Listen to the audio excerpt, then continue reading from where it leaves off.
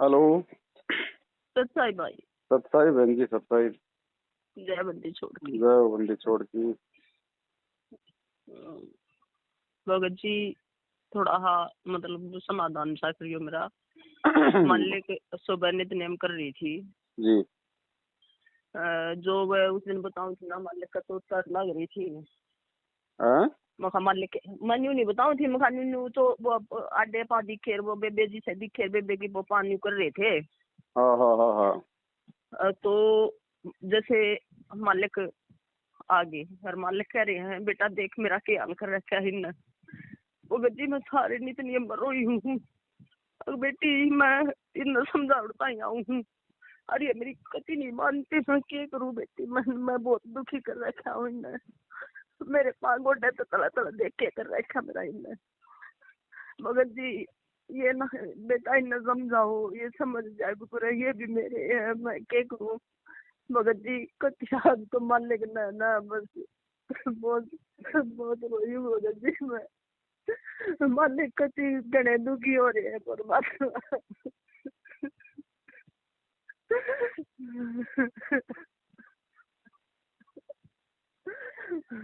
बेटा क्या करूँ मैं इन्हें छोड़ दूँ, जब मर गया ना छोड़ दूँ। आए बार में आए उसमें युग माऊँ और मेरी ये लाए गए आए बार ये कर रहे हैं। और मैं जितनी बार भी आया हूँ नहीं यो कर रहा मेरे साथ बेटा।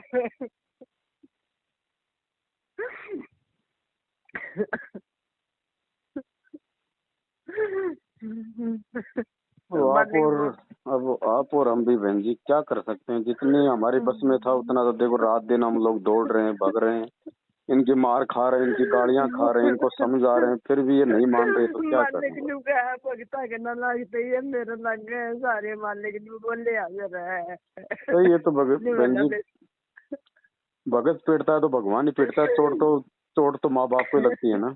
मालिक नु क्या सारे मेरे लग गए बेटा।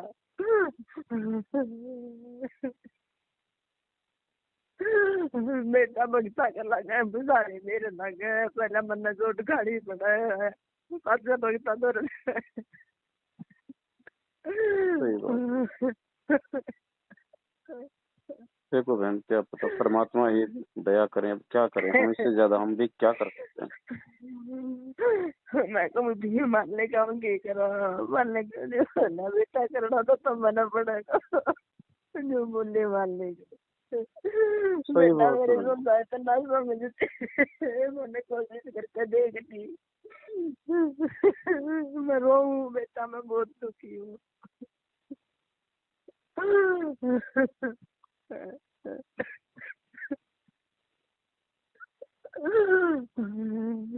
देखो बहन, आप और हमारी तो कोशिश है बहन जी, अपन तो लगे हुए हैं दिन रात समझाने में कि भाई तुम भी हमारे भाई हो, हम तुम्हारे कोई दुश्मन थोड़ी हैं, ना तुम हमारे दुश्मन हो।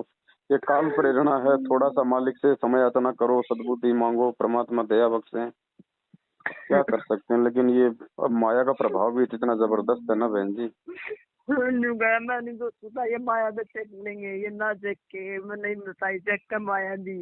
इन माया मांगी थी मैंने, चेक का माया दी, ये ना चेक के। परमात्मा से तो जो जैसा मांगेगा वैसा देगा परमात्मा। तो धन मांगोगे धन देगा, भक्ति मांगोगे भक्ति देगा। अब हम सबसे ऊपर नहीं भाई। इतने ना सुधरते ये मारने के न ड्यू गया ना रमाई तेरे बच्चे को समझा दे। मैं क्यों कर समझा दू मारने के, मैं तो जा भी नहीं सकती, तेरा तो वो कर दिया इतना। मैं कहीं नहीं जा सकती मारने के। आप करोगे तो मारने के दया करो मेरे मारने के।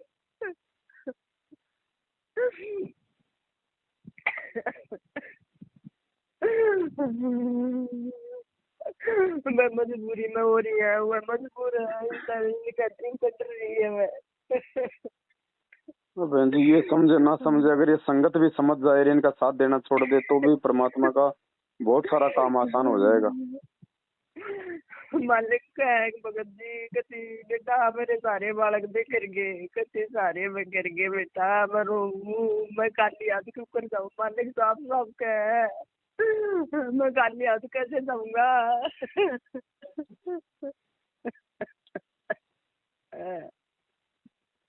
सही बात है।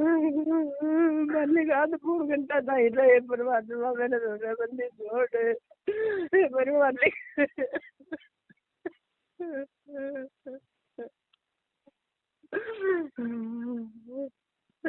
तो बहन जी हम भी मजबूर हैं, क्या कर सकते हैं बताओ। अभी अगर इनके सामने जाएं तो ये मारने को नहीं जा तैयार खड़े सकते, हैं। नहीं जा सकते हाँ, भगत जी। मालिक ने वो देखा दिया नहीं बोला बेटा कति मार देंगे, ये राक्षस स्वभाव के हो चुके हैं। वही तो बात है ना, पूरा पूरा राक्षस रूप धारण कर रखा है। अब हमारे पास तो केवल एक भाई एक ही तरीका है मालिक की दया से, भाई हम तो इनको वीडियो बना बना के भाई हम लोग संगत को समझा सकते हैं। संगत अगर इनका साथ देना थोड़ा कम करेगी तो ये भाई हो सकता है थोड़े इनके भी थोड़े कर्म बिगड़ने से बचे। वह मालिक ने कहा ये धूने बेच देंगे, जितना संगत जागेगी उतने धूना राक्षस रूप स्वभाव करेंगे। ये पता नहीं भगत जी मैं ये क्या तो करूँ। है भगत जी, मालिक ने मेरे को सब कुछ दिखा दिया, मालिक ने मैं क्या करूँ। जितना संगत जागेगी उतना ये तो राक्षस रूप धारण करेंगे। उतने ज्यादा हो गए मालिक ने कहा भगत जी मैं क्या करूँ। मैं क्या करूँ मालिक, मैं नहीं बोलती मालिक, मैं तो कुछ बुद्धि जी मैं कुछ नहीं कर सकती मालिक। मेरा तो आपके सिवाय कुछ भी सुना मालिक आगे बस।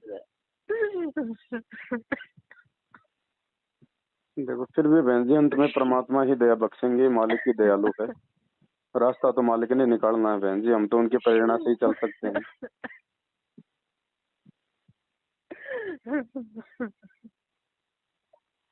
सही बात, दुखी तो बहुत कर लिया परमात्मा को। बहुत ज्यादा दुखी हो रहे हैं भगत जी कहती, बहुत ज्यादा। आजकल हर भगत को परमात्मा यही कहते हैं बहन जी कि बेटा मैं बहुत दुखी हूँ, बहुत परेशान हूँ मैं।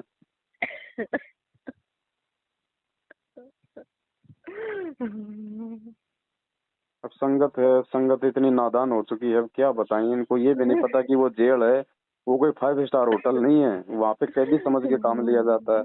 भगवान नहीं समझा जा रहा वहाँ गुरु जी को। वहाँ नहीं मालिक, मालिक के साथ बहुत बुरा बर्ताव हो रहा है भगत जी। जेल है बहन जी। वो दीपू भगत जी ने बताया ना भाई, गुरु जी को गैंगस्टरों के साथ में रखा जाता है। बताओ छोटे मोटे जो अपराधी होते हैं वो भी थप्पड़ मार देते हैं गुरु जी को। अब यो भगवान है, बताओ यो किसकी तरफ उल्टा हाथ करे। वो गैंगस्टर भी उसी के नहीं कर बच्चे, सकते हम भी उसी के बच्चे, सब मालिक, उसी के मालिक बच्चे। खुद का है इस बात नानू का, मेरे सारे बच्चे हैं, मैं किसका बुरा करूं, मैं किसी का नहीं कर सकता। हर बार मेरे साथ यही होता है, मैं जितनी बार भी आता हूँ हर बार मेरे साथ यही होता है। लेकिन बहन हम कोशिश करें, हम प्रयास करें, जिन जिन आत्माओं को समझ में आ गई वो तो कम से कम अपने गुरु भगवान को प्रसन्न करने का प्रयास करें। हम तो जिस राह पे चल रहे हैं भाई उसी राह पे हम चलेंगे, जैसे हमारे बाप ने बताया समझाया है। और कोशिश तो रहेगी भाई भाई बहनों को समझाने की, वही कर रहे हैं 7 साल से बहन जी, सब कुछ छोड़ छाड़ के। समझ जाएंगे तो इनका भला, और नहीं समझेंगे तो भाई के परमात्मा को जबरदस्ती तो कर नहीं सकता बहन जी। अब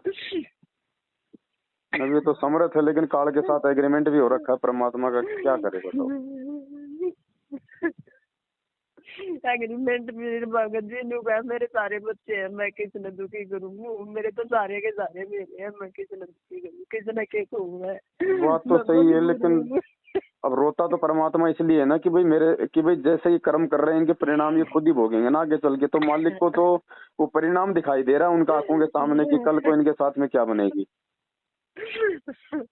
मेरा ये नहीं वो होगा विनाश होगा जिस दिन मैं नहीं धोखा होगा, मालिक अरे ताई कहेंगे भगत जी इनका विनाश होगा जिस दिन मैं रहूंगा। सही बात है, माँ बाप भाई बेटा बेटे के सुख दुख में तो माँ बाप ही सुखी दुखी होते हैं। फिर तो ये मानते नहीं, फिर मैं रहूंगा, मालिक अरे ताई कहेंगे भगत जी। अभी आप और हमारे लिए भी एक संदेश दिया मालिक ने कि भाई बच्चों आगे बढ़ो, थोड़ा बढ़ चढ़ के थोड़ी मालिक की सेवा में लगो, भाई बहनों को समझाओ थोड़ा। अब ये है कि भाई हम थोड़ा दूसरा तरीका अपनाएंगे परमात्मा के दया से। भाई अब अपने अपने घर घर में मालिक को भोग लगाओ भाई, जैसे आप करते हो, 2-4 भाई बहन आस पास के आ जाए, क्योंकि हम मैसेज डालेंगे तो फिर ये भाई फिर वो करेंगे हाँ भगत जी, राक्षस रूप बहुत धारण ज्यादा करके आ मालिक ने जाएंगे। बता दिया साफ साफ, और ज्यादा करेंगे भगत जी, ये बहुत ज्यादा करेंगे। हाँ हाँ हाँ हाँ। और ज्यादा करेंगे मालिक, चलो मालिक ने बता दी भगत जी। गुरु जी से सद्बुद्धि मांगेंगे, परमात्मा हमें आगे बढ़ने की कोई सद्बुद्धि दो, कोई प्रेरणा दो मालिक, ताकि आपका काम थोड़ा और आसान हो। परमात्मा दया करेंगे बहन जी।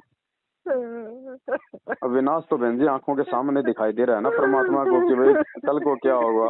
और समय ज्यादा बच नहीं रहा बहन जी, ये 2-2.5 साल का समय है। इस 2-2.5 साल में वो घोर 2-2.5 साल भी नहीं है भगत जी, मालिक हाँ ने 2-2.5 साल बहुत में जल्दी उड़ाना है, बहुत सही जल्दी बात। उड़ाना।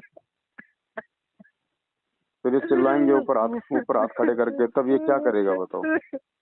जब आज वो अपने बच्चों को सामने खड़ा करके संदेश दे रहा है, समझा रहा है, फिर लोग नहीं मान रहे, कल को फिर ये रोएंगे, ये चिल्लाएंगे, फिर ये कुछ नहीं करेगा। रोना तो उसका आज भी है, रोना उसका कल भी है बहन जी।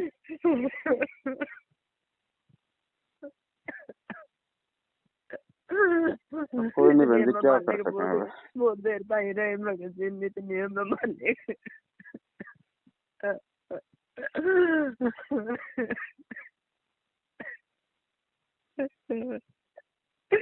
हम के करा भगत जी, मैंने मालिक तक गई, मालिक हम के कर सका, आप बिना हम कुछ भी नहीं कर सकते। ना ना बहन जी, कुछ नहीं कर सकते। हम गुरु जी से प्रार्थना करेंगे सारे भाई बहन की, परमात्मा वो भी आपके बालक के मालिक दो थोड़ी सद्बुद्धि उनको। मालिक ने दिक्कत ना मानना बेटा है, राक्षस स्वभाव धारण कर चुकी है। माने तो कहाँ बहन जी, 22 साल परमात्मा आश्रम में रह के समझा गया, जब नहीं मानी तो आज क्या मानेंगे वो।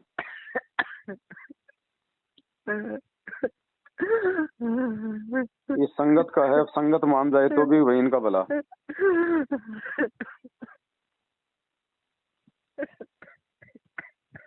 कोई बात नहीं बहन जी, अब क्या कर सकते हैं, हम सब परमात्मा ही करेंगे करने को तो। बाकी हम तो करना तो नहीं ना भगत जी, पर चलो हम सोच समझ के चल रहे हैं, वो भी एक बहुत बड़ी मेहरबानी उस परमात्मा की। कम से कम परमात्मा भाई जो सही राह पे चल रहे हैं उनको देख के परमात्मा खुश हो लेंगे।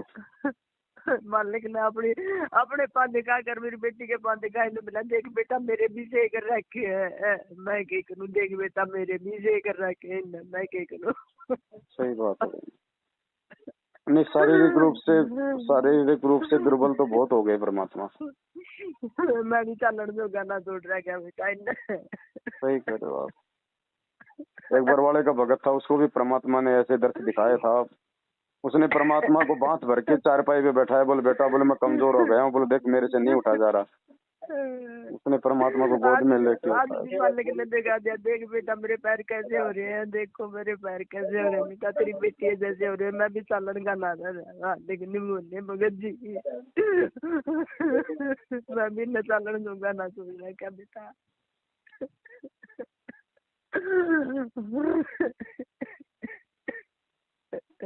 देखो बहन, कोशिश तो कर ही रहे हैं भाई बहनों को समझाने का। अगर समय रहते समझ जाएंगे, साथ संगति से जुड़ जाएंगे तो इनका भला, नहीं तो भाई वो तो अंत तो बुरा है ही है बहन।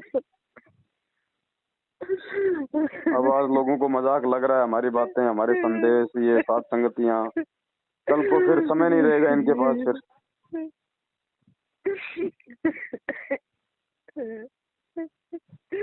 वही बात, अब काल जिसकी बुद्धि पे बैठ जाए तो बहन जी फिर वो सही गलत का निर्णय भी नहीं करने देता। नहीं कर सकते भगत जी, कुछ नहीं सोचते, लेकिन मैंने इतना धन दिया है, सब कुछ दिया है तो, और फिर भी सुधरने के बजाय उल्टे झगड़ रहे हैं।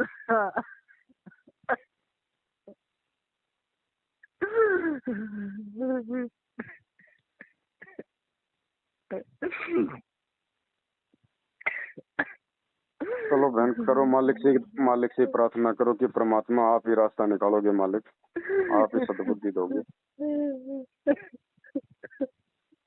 और जीव कितना प्रयास कर सकता है बहन जी, हमारी भी एक औकात है, एक लिमिट है। करना धरना तो परमात्मा नहीं, करना तो मालिक नहीं है। बाकी भाई ये है कि भाई हम परमात्मा का वचन नहीं तोड़ेंगे हर स्थिति में, चाहिए हमारे को लठ मारो, चाहे गाड़ी निकालो, चाहिए पुलिस प्रशासन का सहारा लो, चाहिए किसी का सहारा लो, हमने परमात्मा का वचन नहीं तोड़ना, हमने इनको उल्टा जवाब नहीं देना बिल्कुल भी।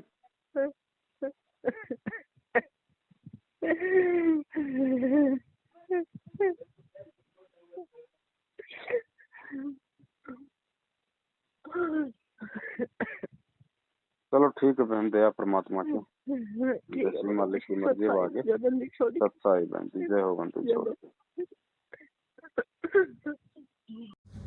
ये आश्रम नहीं है, ये रंडी खाने पुण्यात्माओं। मैं तुम्हें आज बता रहा हूँ, ये वैश्यावर्ती के अड्डे हैं। इन्होंने बरवाड़ा आश्रम को वैश्यावर्ती का अड्डा बना दिया था।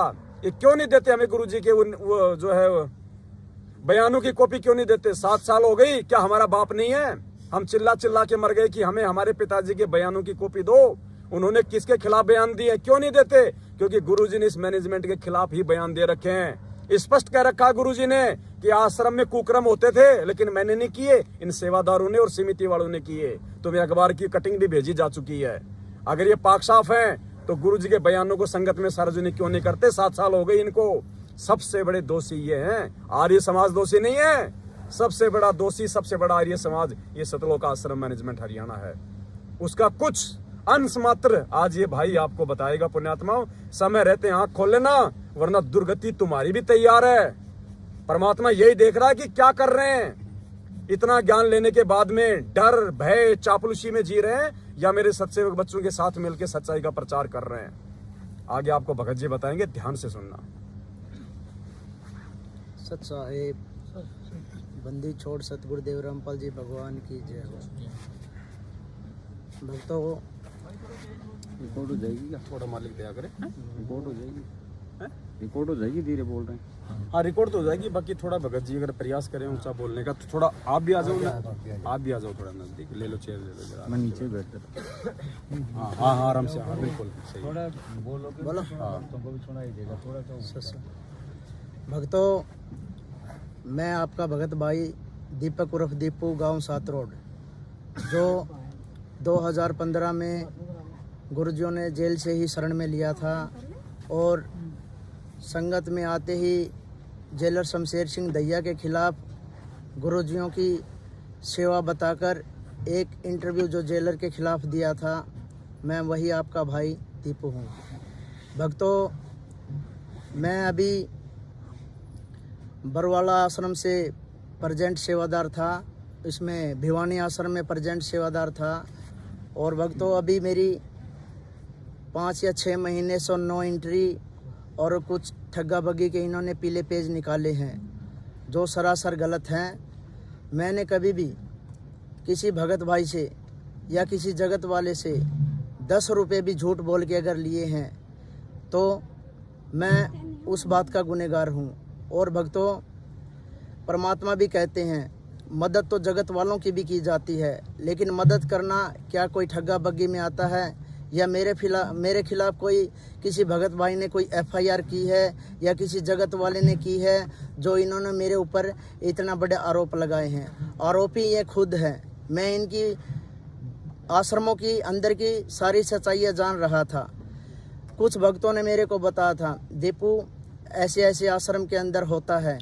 इनका जेल में भी मैंने व्यवहार देखा था। आश्रमों के अंदर मैंने देखा एक से बढ़कर एक झूठे अंदर है। बड़े से बड़े जो जिम्मेवार भगत हैं वो नाम नंबर 1 तो धर्मपाल, जो महेंद्र भगोड़ेकर चौधरी है, जो समधी है, वो 1 नंबर का घटिया और झूठा व्यक्ति है, जो अपनी जाति और पद का जो भक्तों के ऊपर दबाव बनाता है और गाली गलौज करता है। और उसके साथ वाले भगत जो भक्तों को परेशान करते हैं, गरीब तबके के भक्तों को परेशान किया जाता है। पैसे वाले वहाँ ठीक ठाक रह जाते हैं, अच्छी जगह बैठाते हैं। वहाँ भी भेदभाव मिला है। जैसे डेरा सच्चा सौदा में भेदभाव किया जाता है, वैसे ही भिवानी आश्रम में ये सतलोक आश्रम मैनेजमेंट ये भी करती है। भक्तों, जागो और सच्चाई से जुड़ो। परमात्मा की दया से मेरे ऊपर भी दया की है गुरुजियों ने।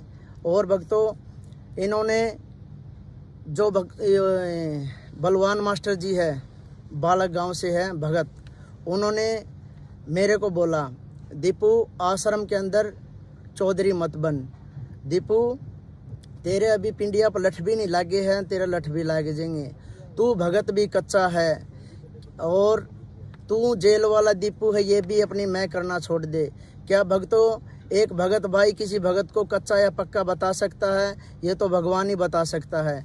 लेकिन इन लोगों ने भक्तों मेरे साथ बहुत ज़्यादा जाति और अन्याय की है। मेरी भगतमती भी वहाँ भिवानी आश्रम में आई थी उसके साथ भी इन्होंने गलत तरीके से बोलचाल करनी शुरू कर दी थी, जिसका मैंने विरोध किया था। माँ भगत जी, मैं दूध का जला हुआ हूँ और लस्सी को भी फूंक फूंक के पीता हूँ, आप मेरे बच्चों से दूर रहना। मैंने इनको बहुत कहा भगत जी, लेकिन भक्तों मैं इनकी ये सच्चाइयाँ जानता था, बहुत सारी सच्चाइयाँ जानता था, लेकिन मैंने यही सोचा कि मैं अब ये बताऊँ तो बताऊँ किसको। जब गुरुजियों का एक पीला पर्चा आया था, अब मंजू मेरी शरीर की बेटी है और मंजू मेरी वकील भी है, अगर किसी भगत को कोई शंका है या कुछ बात करनी है तो आप मंजू से कर सकते हैं। मैंने मेरी बहन मंजू से कुछ फ़ोन पे बातें की है, जिसकी मेरे पास ऑडियो भी है, लेकिन मेरी बहन मंजू ने पहले मेरे को आश्वासन दिया झूठा। वो बोल रही थी कि भाई दीपू, जो भी बात है वो मेरे को सच सच बता, मैं आपकी प्रार्थना गुरुदेव के पास भेजूंगी। उसने मेरे को कहा था मैं आपके साथ गर्दन उतरवाने के लिए तैयार हूँ, बीच मैदान में आऊँगी, मेरे भाई तू है, जो भी सच्ची बात मेरे को बता। मैंने जो भी सच्ची बात थी मैंने मेरी मंजू दीदी को बताई, लेकिन मंजू दीदी मेरे को इन मैनेजमेंट वालों के, इन सांपों के बीच में अकेला छोड़कर और मेरा फ़ोन भी उठाना उसने बंद कर दिया, जिससे ये लोग चिढ़ गए हैं। चिढ़ने के बाद में इन लोगों ने मेरी मर्डर की प्लानिंग भी बना दी है। और भक्तों, हर प्रकार से भिवानी आश्रम के अंदर भक्तों को बिगाड़ा जाता है। जैसे परमात्मा ने मेरे को जेल से बढ़िया भगत, मैंने ज्ञान आधार पर भक्ति स्वीकार की थी और गुरुजियों ने बढ़िया ज्ञान देकर मेरे को भगत बनाया था, लेकिन बाहर आते ही संगत में इन मैनेजमेंट वालों ने मेरा कितना मिसयूज किया, मेरे को गुंडों की तरह यूज किया, मेरे को लठ मारने के लिए भेजते थे, मेरे को पवन का भी टारगेट दिया था। जयपुर में एक साथ संगति थी और इनके मर्डर के लिए भी इन्होंने बोला था। इनको पता था दीपू गुर्जियों पे ब्लाइंड फेथ है और ये एक ऐसा संकी सा बच्चा है जो किसी भी टारगेट को लेता है तो सीधा चलता है, इसको पीछे का नहीं पता। और हालांकि मैं उस घटना को अंजाम भी दे देता। और भी भक्तों, कई सारे ऐसे वाक़े हैं जहाँ पर इन्होंने मैं लड़ाई झगड़ों में गुंडों की तरह मिसयूज किया हूँ, लेकिन मेरे गुरुदेव ने अब मेरी आंखें खोल दी है। अब मेरी नो एंट्री होने के बाद में मैंने प्रार्थना 3 या 4 बार इनके माध्यम से गुरुजियों के पास भेजी है, जो कि ये मेरी प्रार्थना वहाँ नहीं भेजना चाहते गुरुजियों के पास। तो अभी बसंत भगत जियों से मैंने प्रार्थना लगवाई थी, तो बसंत भगत जियों ने ये बोला है, भाई अभी गुरुजी दीपू आपसे गुरुजी आपके बारे में पूछ रहे थे कि दीपू को अभी आश्रम के अंदर सेवा नहीं देनी है। तो मैं कहा ठीक है भगत जी, जैसी परमात्मा की रजा। लेकिन भक्तों, जो ये मेरी नो एंट्री हुई है, मैंने आश्रम के जो मेन जिम्मेदार सेवादार थे उनका आचरण देख के भक्तों, मैंने मेरे गुरुजियों से प्रार्थना लगाई थी मंजू के माध्यम से। मैंने गुरुजियों से बोला था, गुरुजी कुछ आश्रम के जिम्मेवार भगत जो मैनेजमेंट के मुख्य सेवादार हैं, जो अपनी जिम्मेवारी से और अपने ईमानदारी भाव से कोई भी सेवा नहीं करते, ये सब गलत करते हैं। आपका कोई भी आदेश आता है तो संगत में तरोड़ मरोड़ कर ये पेश करते हैं। मैंने अपने गुरुजियों से अपने आश्रम की मुख्य सेवा के लिए प्रार्थना भेजी थी। गुरुजी, मैंने कुछ भक्तों से सुना था, भक्तों से ये सुना था कि भाई बरवाड़ा आश्रम में किसी भक्त ने गुरुजियों से प्रार्थना लगाई थी। प्रार्थना लगाने से वो भगतजियों ने गुरुजियों को बोला था, गुरुजी आप आश्रम के ये जो पुराने भगत है, जो मैनेजमेंट वाले हैं, ये जिम्मेदारी और ईमानदारी से सेवा नहीं करते। तो गुरुजियों ने उस भगत को बोला था, बेटा ये सेवा आप संभालो, इनको मैं घर भेज दूंगा। लेकिन उस भगत ने कोई बहानाबाजी करके वो बात गुरुजियों की अस्वीकार कर दी, जिससे गुरुजी बोले ईमानदार यहाँ आएंगे नहीं और निकम्मों से मैं अपना काम लूँ ना लूँ, पर मेरा काम कैसे चलेगा। लेकिन भक्तों, इसी प्रार्थना को आगे लेते हुए मैंने मेरे गुरुजियों से प्रार्थना लगाई थी, गुरुजी मैं आपका एक ईमानदार और सच्चा भगत हूँ, आप जिस तरीके से भी दास से सेवा करवाएंगे, सेवा तो परमात्मा सारी की सारी आप ही करते हो, सारी सेवा आप ही तैयार करते हो। लेकिन ये लोग तो और जो हैं, ये मैनेजमेंट वाले हैं, जो आपके रिश्तेदार बताते हैं, ये अपनी चौधर करते हैं। लेकिन हे परमात्मा, चौधर करते हुए ये हमारे भगत भाइयों को बहुत ज़्यादा परेशान कर रहे हैं। लेकिन गुरुजी, हमने तो आपसे प्रार्थना लगवाई थी कि मंजू के माध्यम से, मंजू ने मेरी पहले सारी बात ले ली थी, माँ दीदी ऐसे ऐसे यहाँ गफलत करते हैं, ऐसे ऐसे ये बहनों के टॉर्चर करते हैं, ऐसे ऐसे ये और भगत भाइयों को परेशान करते हैं। एक भगत भाई को, कोई गरीब है, अगर उसको कुछ पैसों की गुरुजियों से मदद मिलती है तो उसकी प्रार्थना करते नहीं, और जिसका ठीक ठाक जुगाड़ है, जो ज़मीन से भी किले वाला है, उसको वहाँ से गुरुजियों से बेनिफिट मिल जाता है। लेकिन भक्तों, अब मैं सात संगति से जुड़ गया हूँ। सात संगति से जुड़ने वाले मेरे को परमात्मा ही है। मैं बड़ा विचलित था। मैंने गुरुजियों से प्रार्थना करी थी, गुरुजी मैं दो मोड़ों पे आके खड़ा हो गया हूँ। एक तरफ तो बरवाड़ा आश्रम, ये सतलोक आश्रम की जो मैनेजमेंट की टीम है, एक तो ये है जो छक्कर भक्तों को दुखी करती है, जिनमें से इनका शिकार मैं भी हुआ हूँ। और दूसरी तरफ ये पवन भगत जी है, जो गुरुजियों की ऑडियो से तो ये गुरुद्रोही डिक्लेयर है, लेकिन परमात्मा ये कभी भी आपने सत्संग में बताया है भाई गुरुद्रोही की क्या पहचान होती है। गुरुद्रोही गुरुजियों की छिक्के, निंदा, चुगली, तरह तरह के आरोप लगाता है। लेकिन गुरुजी आपकी दया से हमने इनकी ऑडियो सुनी, परमात्मा हमने तो इनमें गुरुद्रोही वाला एक भी लक्षण नहीं मिला। हे परमात्मा, हमने जब आपका ज्ञान सुना था, गुरुजियों का ज्ञान सुना था, तब और जो जगत वाले लोग थे, जब गुरुजियों को वो देशद्रोही कह रहे थे, जब हमने देशद्रोही के सत्संग सुने तो वो देशद्रोही भगवान निकला।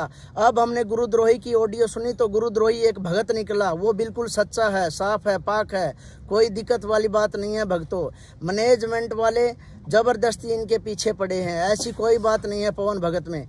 और पवन भगत ने तो उनकी ऑडियो निकाल रखी है, मैनेजमेंट वाले तो मेरे भी पीछे पड़े हैं भाई इनका मर्डर करवा दें, हैं, क्योंकि मैं इनकी सच्चाई जानता हूँ। आज तक जिन भी भक्तों ने इनकी सच्चाई जानी है, उन्हीं भक्तों के इन्होंने पीले पर्चे निकाले हैं और लठ भी मार देते हैं, ये पीछे पड़ लेते हैं, उसका हर तरह से जीना हराम कर देते हैं। भक्तों, अब भी मालिक की दया से संभल जाओ, ज्ञान को आधार बनाओ। पवन भगत जी जो कह रहे हैं वो सब ठीक कह रहे हैं।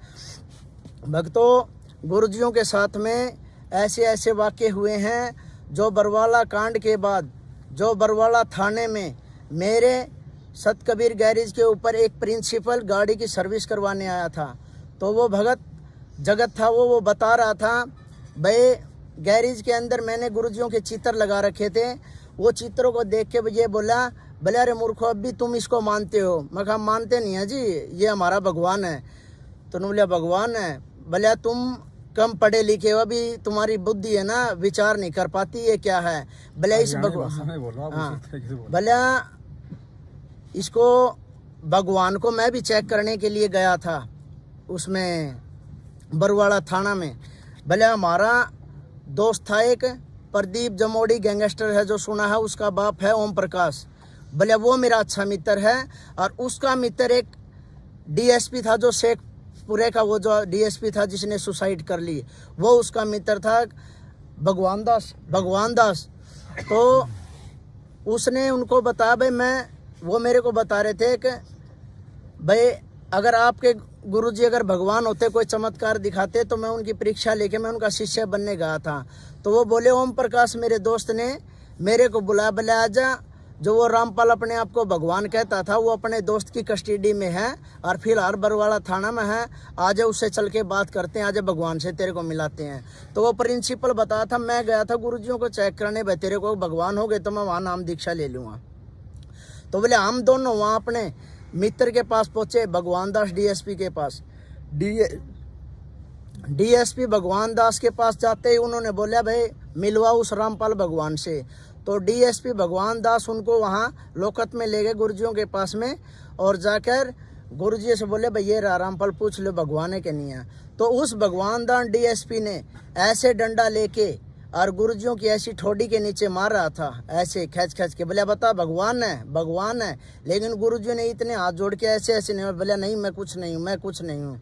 ऐसे अत्याचार हुए। फिर मेरे को भी थोड़ी सी चिड़सी हुई भाई, मेरे गुरुजियों के साथ में इनने अत्याचार ऐसे किए भाई, ऐसे गुरुजियों को मारा।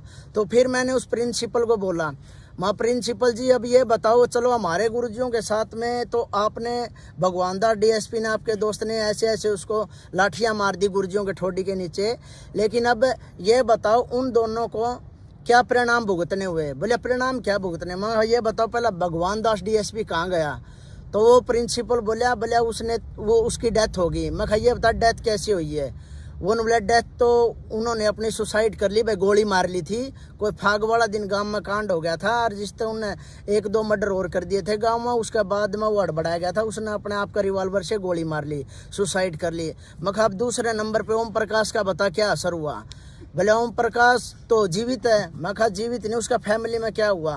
भले ओम प्रकाश का जो लड़का प्रदीप जमौड़ी गैंगस्टर था, भले उसका एक प्रदीप काला ही गैंग का ही बंदा था, उसने उस प्रदीप जमावड़ी को, उसके लड़के को भी मार दिया और साथ में ही उसकी माँ को मार दिया।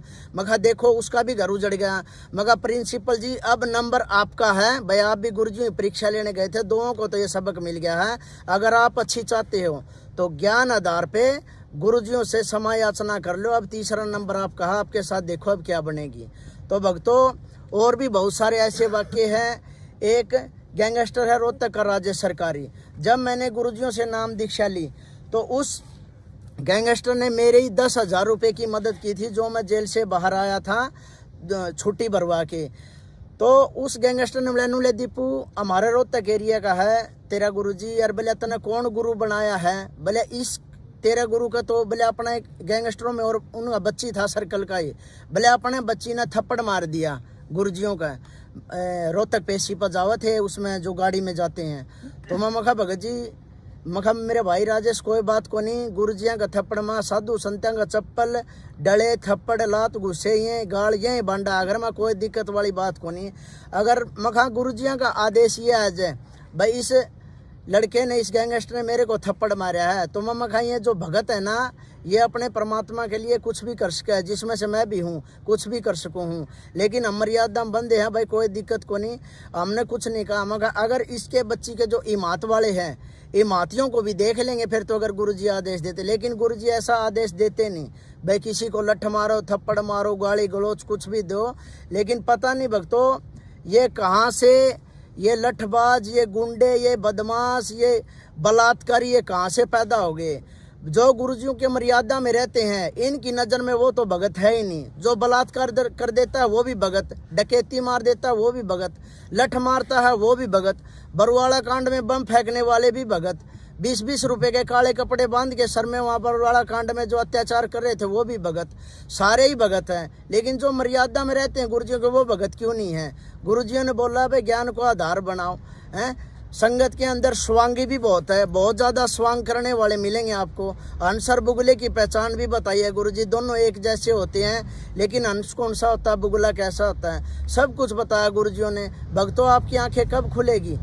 हर प्रकार से गुरुजियों ने ज्ञान दिया हमें भाई, आप इनको देखो, ध्यान से देखो, ज्ञान आधार से देखो, इनका आचरण देखो, बोलने चलने का व्यवहार देखो। अभी देखो भक्तों संगत में कितने मैटर जो उजागर हो रहे हैं, चोरी के हो रहे हैं, जारी के हो रहे हैं, बलात्कारी के हो रहे हैं, हर तरह के मैटर हो रहे हैं। कभी ये पीले पर्चे निकाल रहे हैं, ये सभी के सभी फर्जी निकल रहे हैं। किसी का पर्चा किसी तरह से निकाल देते हैं, किसी का किसी तरह से निकाल देते हैं, अपनी मनमानी चलाते हैं।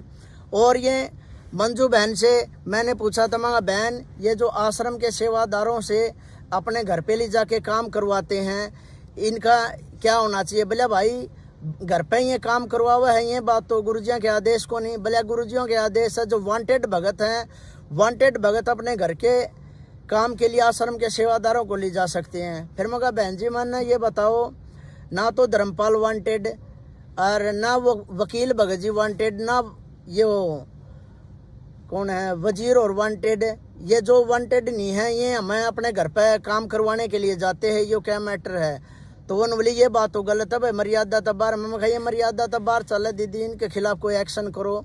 लेकिन एक्शन कोई कुछ नहीं लेता, सभी एक ही थाली के चट्टे बट्टे हैं, क्योंकि सभी वहाँ पर आश्रम में इन्होंने अपने अपने आश्रम बांट रखे हैं, अपने अपने आश्रम बांट के, और ये जो भी दान धर्म का पैसा आता है ये अपने हिसाब से डिवाइड करते हैं, अपने गुंडे बदमाशों को पालते हैं। अपने भक्तों जो इनके चमचे होते हैं, जो भक्तों के भगत होते हैं, उन्हीं की देख रेख ये करते हैं उन पैसों से। और हर तरह से ये मान ले जो भगत मर्यादा में रहता है उसको बिल्कुल टॉर्चर करते हैं। जेल सेवादार जो भगत बोले जाते हैं, कुछ भगत भाई वहीं आश्रम में हैं जिन्होंने मेरे को भी बताया था दीपू आश्रम में ऐसे ऐसे अत्याचार हो रहे हैं। उन्होंने भी मेरे को अपनी सारी की सारी जो कमज़ोर बातें थी आश्रम के अंदर की, क्या क्या घटियापन करते थे, क्या क्या नहीं करते थे, उन्होंने सारी बताई। तो उन्होंने मेरे को बोला फिर मैं स्टैंड लूँगा तो क्या होगा। उन्होंने बताया था अगर आप स्टैंड लोगे तो आपके पीछे कोई नहीं खड़ा होगा, सिर्फ गुरुजी आपके साथ होंगे, क्योंकि ये डंडे भी मारेंगे, नो एंट्री भी करेंगे, आपको गुरुद्रोही भी बनाएंगे, आपको हर तरह से परेशान करेंगे। मामा कोई नहीं, अगर मेरे भगत भाइयों को फ़ायदा होता है तो मैं ये कुर्बानी देने के लिए तैयार हूँ। तो फिर मैंने जो प्रार्थना लगाई थी उसका परिणाम यह निकला था। प्रार्थना पहले तो मेरी ये थी, मैंने अपने गुरुजी देव से अपने मिशन की सबसे मुख्य सेवा मांगी थी, जो वो महेंद्र भगोड़े के पास जो सेवा है वो सेवा दास ने गुरुजियों से मांगी थी, जो प्रार्थना में लिखी थी। भाई मेरे को आश्रम की मुख्य सेवा चाहिए, यहाँ के मुख्य सेवादार जिम्मेदार ईमानदारी से सेवा नहीं करते और ये बहुत ज़्यादा गफलत करते हैं। तो इसी के दौरान महेंद्र भगोड़े ने मेरे साथ चालबाजी और ये षड्यंत्र किया। प्रार्थना गुरुजियों के पास गई नहीं, उससे पहले बसंत भगत जियों का फ़ोन आया राजेश भंडारी के पास। राजेश भंडारी ने मेरे से बात करवाई, दीपू फ़ोन आया हिसार से किसी भगत का बात कर ले। मैंने बात की तो वो बसंत बोल रहा था। बसंत बोला दीपू तूने गुरुजियों से क्या प्रार्थना लगाई है, आपको एक बार बताऊं। मगर प्रार्थना का लेखक ही मैं हूं, तो आप क्या बताओगे, आप मेरी प्रार्थना गुरुजियों के पास भेजोगे या नहीं भेजोगे। तो उसने कहा प्रार्थना तो आपकी भेज देंगे, लेकिन मैं आपको दीपू पहले ही सूचित कर रहा हूँ, जो सेवा आपको आश्रम में मिली है ना, आप उस सेवा से भी चले जाओगे। भक्तों ये बताओ गुरुजियों के पास गई नहीं है मेरी प्रार्थना। बसंत भगत जी ऐसे कैसे बोल सकते हैं, अकबर तेरे को जो सेवा मिली है उससे भी जाते रहोगे। लेकिन भक्तों ये सारा का सारा इन्हीं का मैटर है। ये जब चाहे जिसकी यस या नो, ये इनको जो भी कुछ करना है इनके हाथ में है। गुरुजी ऐसे ये कुछ आदेश नहीं लेते, गुरुजियों के ऊपर तो ये खुद दबाव बना लेते हैं। गुरुजियों से तो अगर गुरुजी को इनको आदेश भी देते हैं तो ये तरोड़ मरोड़ करके अपना आदेश चलाते हैं, गुरुजियों का आदेश आगे नहीं चलाते। जैसे किसी भगत ने बताई थी, एक विकास है सिंहपुरिया भगत, जेल में था साथ, जो इन भक्तों में से मेरे को सबसे ठीक लगता था, जो एक कोई भी बात होती थी तो वो साफ साफ बताता था, एक भगत को गुरुजियों के पाले में छोड़ता था। तो वो कहते थे बोले दीपू जैसे ये संगत में तरोड़ मरोड़ के जो गुरुजियों का आदेश पेश करते हैं, तो वो भगत बता रहा था अगर गुरुजियों ने किसी भगत को आदेश दिया है अक बेटा आलू खा लो, तो भगत का कर्तव्य क्या बनता है, भगत की हिम्मत होनी चाहिए, गुरुजियों का आदेश है आलू कच्चा ही खा जाएं। लेकिन ये क्या करते हैं, गुरुजी आलू से बाई होती है, क्या हम भिंडी खा सकते हैं, तो गुरुजियों को मजबूरन कहना पड़ता है खा लो भाई अपनी चला लो हैं। तो ये ऐसे ही करते हैं, गुरुजियों का कोई भी आदेश आता है तो ये सिचुएशन के नाम पे उस आदेश को तरोड़ मरोड़ के पेश करते हैं संगत में, जिससे संगत भ्रम में फैल जाती है। संगत में मेरे को इन्होंने जेल के अंदर बताया था, बरवाड़ा आश्रम के अंदर ये मर्यादाएं थी, गुरुजियों का ऐसा आदेश था, ऐसे आदेश थे, वहाँ कोई माता या जैसे बहनें या भाइयों के साथ में 5 मिनट से ज़्यादा नहीं बात कर सकती, और कुछ देर तक ही मान ले 5-10 मिनट के आसपास ही मान ले नज़दीक खड़े रहते हैं। लेकिन भिवानी आश्रम में मैंने सब उल्टा देखा, वहाँ 2-2 घंटे तक भगत और या उनकी भगतमती या कोई अन्य बहनें 2-2 घंटे के इर्द गिर्द वहाँ इकट्ठे बैठे रहते थे। मैं देखता था मम्मा का वो जो ये बता रहे थे बरवाड़ा आश्रम में जो नियम है वो तो यहाँ नहीं है। हर प्रकार से वहाँ नियमों की तार-तारी धज्जियाँ उड़ा रखी है। चाय ये पहले बताते थे पहले ऐसे चाय बनती है, एक में फीकी डलती है एक में मीठी डलती है। वहाँ भिवानी आश्रम में क्या था भक्तों, सारे के सारे अपना अपना ऑर्डर चलाते थे, जिसमें से मैं भी अपना ऑर्डर चलाता था। भाई 4 मीठी बना दे, फीकी बना दे, अदरक तेज की बना दे, सौंफ सोडा डाल दे, सब के अलग अलग वो थे। लेकिन उनको कोई ऐसे कहने वाला नहीं था भाई ये ऑर्डर क्यों मार रहे हैं, भला चलने दो जैसे चल रहा है। वहाँ हर प्रकार से भक्तों की मर्यादाओं को खंडित करवाया जाता है। कोई भी भगत भाई हो, बाहर का कोई भी मैटर हो जाता है, युवा भक्तों को एसी एक्ट वालों को ये यूज करते हैं, भला जाओ तुम झगड़ा करो। झगड़ा होते हैं तो ये मैन भगत आगे नहीं जाते, हम गरीब तबकों के भक्तों को आगे कर देते हैं। केस बनते हैं, लाठी डंडे मारने हैं या खाने हैं, वो सिर्फ हमारा मैटर रह जाता है। फिर मेरे को तो किसी मेरे भगत भाई ने बताया था, मेरे कुछ भगत भाई जो गुड़गांव से थे वो जेल के आगे गुरुजियों की एक वाणी के हिसाब से मान ले वो वहाँ अटके थे। एक पुस्तक आई थी गुरुजियों की, उसमें एक वाणी लिखी थी, एक हेडिंग थी, गुरुजियों ने उसमें लिख रखा था, क्या इस जेल रूपी तसले के ऊपर आप अपना माथा भी नहीं टेकना चाहोगे। वो जो हेडिंग थी उन भक्तों को चुभ गई थी, जिसकी वजह से वो गुड़गांव से अपना घर छोड़कर गुरुजियों के यहाँ जेल के सामने 10-15 दिन तक लगातार बैठते थे। तो मैनेजमेंट वालों ने क्या किया, भाई ऐसे तो ये खेल खराब हो जाएगा, ये इतने भगत यहाँ पर आके बैठते हैं। तो इन्होंने भक्तों को हमारे को बोला लठ मारने के लिए, लेकिन मैंने मेरे एक भगत भाई को बोला, मैंने उससे पूछा, मैं भगत जी फला फला भगत है, उनके लठ मारने के लिए बोल रहे हैं, भाई उनको उठाओ।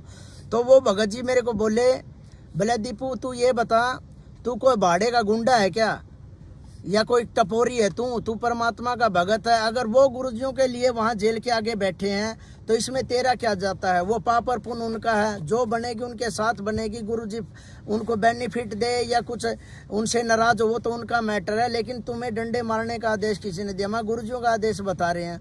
उस भगत ने बताया, गुरुजियों ने अगर किसी को डंडे मरवाने हैं क्या तो तुम्हारी जरूरत पड़ेगी क्या गुरुजियों को। मैं कहा ये बात भी ठीक है, भले अपनी आरामदारी थे गुंडिया की फीस तो हटा ले और गुरुजियों की आरामदारी तो तू अपना भक्ति कर ले। भले अगर तेरा नाम खंड हो गया तो उस भगत पर नू पूछ ले जो आदेश दे, क्या तू मेरा नाम जोड़ देगा। उसी दिन से मैंने तो कान पकड़ लिए थे, मैं इनके इशारे पे कोई भी गुंडागर्दी नहीं करूँगा। उसके बाद में इनको ये पता लग गया भाई इसको सच्चाई का पता लगने वाला है, तो इन्होंने मेरे को हर बात पे मजबूर किया है। हर भक्तों ने मान ले, किसी ने मेरी उंगली भी उसी ने काटी है और मेरी मदद भी उसी ने की है। हर प्रकार से इन्होंने मेरे साथ टॉर्चर किए हैं। ऐसा कोई टॉर्चर नहीं है जो मेरे साथ नहीं हुआ है, लेकिन मैं भी परमात्मा का ज्ञान आधार से जुड़ा था। मैं भी यही सोचता था, माँ गुरुजी बताते हैं जो होता है अच्छे के लिए होता है, मैं कहा होने दो जो होता है।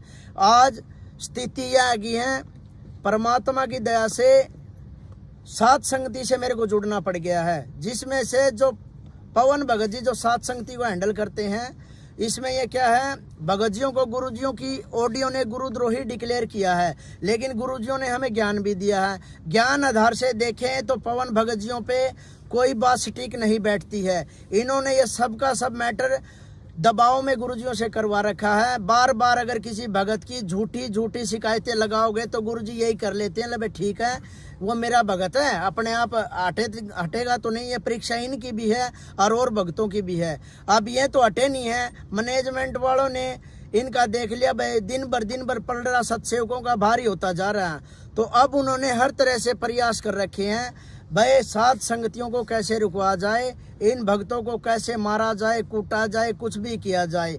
ये गुंडे लोग मैनेजमेंट वाले अपना हर प्रयास कर रहे हैं सात संगति को रोकने का। मेरे को भी मारने का इन्होंने प्रयास कर रखा है, लेकिन परमात्मा की दया से मैं जब दो रास्तों के बीच में अटक गया था तो मैंने गुरुजियों से प्रार्थना की थी, माँ गुरुजी मेरे को कोई एक रास्ता दिखा दो भाई, जिससे मैं भी अपनी भक्ति अपनी सुचारू रखूं। मैनेजमेंट वालों ने मेरे पीले पर्चे निकाल दिए। हरियाणा में जैसे जाट खाप ये पंचायतें होती हैं, जैसे किसी का गांव से हुक्का पानी बंद कर देते हैं, इन मैनेजमेंट वालों ने इसी तरीके से मेरा भी संगत में हुक्का पानी बंद कर दिया। दीपू को कोई भी अपने घर में नहीं आने देगा, ना दीपू से किसी प्रकार का कोई भी संपर्क नहीं रखेगा। अगर कोई उससे संपर्क रखेगा तो उसका नाम खंड हो जाएगा। देखो भक्तों, मैंने इसे क्या गुनाह कर दिया भाई, क्यों नाम खंड हो जाएगा। अगर मेरी 26 जनवरी को 9 एंट्री हुई थी, एक मेरे रिश्तेदार है जो अमरजीत है, जो बडाला से है, वो गुरुजियों का शिष्य है, उस भगत ने मेरे साथ फोटो खिंचवा लिया था। उस भगत का फोटो के ऊपर भी इन्होंने नाम शुद्ध करवाया, बोले आपका नाम खंड हो गया, आपने दीपू का सहयोग किया है, भाई फोटो खिंचवा लिया। भक्तों ये क्या ड्रामा है, फोटो खिंचवाने से थोड़ी कोई नाम खंड हो जाता है, हैं? अब देखो इनकी ये क्या राजनीति है, कभी वोट के नाम पे ये खुद ही लोग तो बता रहे थे हमारे गुरुजी वोट बैंक की राजनीति से बहुत दूर हैं, ऐसे ऐसे राजाओं ने भक्ति के लिए राह छोड़ दिए हैं, फिर ये क्यों बीजेपी के कभी कांग्रेस के क्यों वोट डलवाते हैं। इन्होंने खुद मेरे को बोला दीपू नहीं, वोट के चक्करों में नहीं रहना है। अब ये वोट भी डलवा रहे हैं, कभी दाने मांग रहे हैं, कभी कुछ मांग रहे हैं, सब कुछ ये कर रहे हैं। इनका पता नहीं अब क्या होगा क्या नहीं। लेकिन भक्तों मैं तो ये कह रहा हूँ, ज्ञान आधार से पवन भाई के वीडियो देखो और साथ संगति से जुड़ने की कोशिश करो। जैसा भी हो भाई, जैसा आपको सत्य लगे, सत्य की पहचान करो। साथ संगति से जुड़ो भक्तों, साथ संगति से जुड़ोगे तो हम सतलोक के लिए, परमात्मा के लिए घूम रहे हैं, या इन मैनेजमेंट वालों से बेनिफिट। मैनेजमेंट से जो भी भगत जुड़ा है, अपनी अपनी स्थिति अपने अंदर जाके देख लो, तुम्हारे घरों में कितने बेनिफिट है, कितने नुकसान है। कुछ भी नहीं है। हर भगत, मेरी हर भगत से बातें देख होती थी, हर भगत मैनेजमेंट के खिलाफ है, लेकिन वो नीचे ही नीचे है, क्योंकि ये पहले उसको काना कर देते हैं, उसको बोलने के लिए छोड़ते नहीं हैं। या तो वो भ्रष्ट होता है, या किसी माता या बहन के साथ में उसके गलत संपर्क मिलते हैं।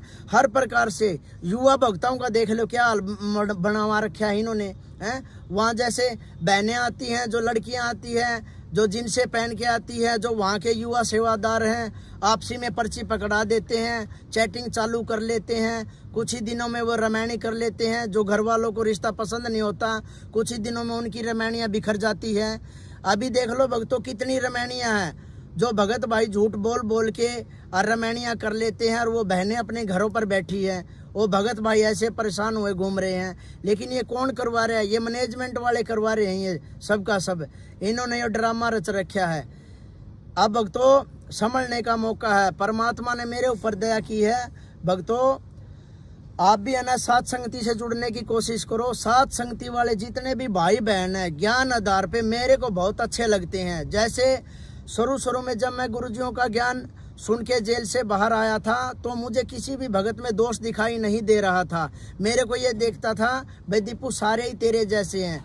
फिर दिन भर दिन भी इनके जैसे गुना ये उजागर होते गए, इनके ये जो कांड उजागर होते गए। कैसे ये भगत तारीखों पे आते हैं, ये मर जाते हैं, ये फांसी खा जाते हैं, ये कुछ भी कर जाते हैं। इनका सारा मैंने ड्रामा देखा। सार नाम, तीसरा मंत्र, चौथा मंत्र लिया हुआ भगत भी इतनी घटिया से घटिया हरकत करता है। और हम भगत लोगों को बोलते हैं, अगर हमारी गलती से भी किसी भगत भाई की पवन से अगर बात हो जाती है फोन पे, तो ये हमें कहते हैं आपका नाम खंड हो गया है। मैनेजमेंट वाले इतने मुख्य सेवादार कितने हैं जो पवन के साथ 1-1 घंटा बात की हुई है, क्या उनके नाम खंड नहीं होते? हमें बेवकूफ बना रहे हैं ये लोग। भक्तों परमात्मा की दया से पवन की साथ संगति जो पवन ने परमात्मा के माध्यम से ये चला रखी है, इस पे विचार करो भक्तों, और परमात्मा की दया से साथ संगति में जुड़ने का प्रयास करो। और भक्तों सच्चाई से रूबरू हो। ये सतलोक आश्रम मैनेजमेंट जो अपना रवैया जो भक्तों में अपना रहे हैं ना, ये बहुत ही गलत है। और ये आगे जाके आप भी देख लियो, आज हमारे साथ गलत हो रहा है, कल आपके साथ भी होगा। कब? जिस दिन आप परमात्मा की तरह सत्य के लिए आवाज उठाओगे, उसी दिन देख लियो आपको क्या इनाम मिलेगा।